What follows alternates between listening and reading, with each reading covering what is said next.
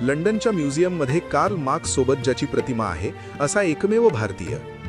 सम्राट अशोक नंतर शांती आणि अहिंसामयी अशी दुसरी धम्मक्रांती घडवून आणणारा महान बोधिसत्व.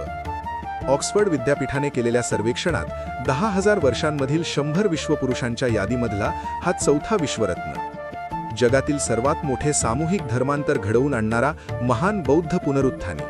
तेव्हा केवळ 3 दिवसांमध्ये 8.5 लाख लोकांनी बौद्ध धर्मात प्रवेश केला होता.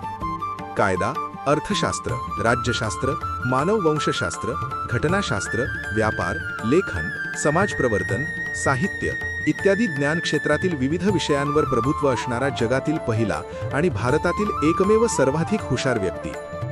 जगातील सर्वात मोठे वैयक्तिक ग्रंथालय असणारा सर्वात थोर विद्याव्यासंगी.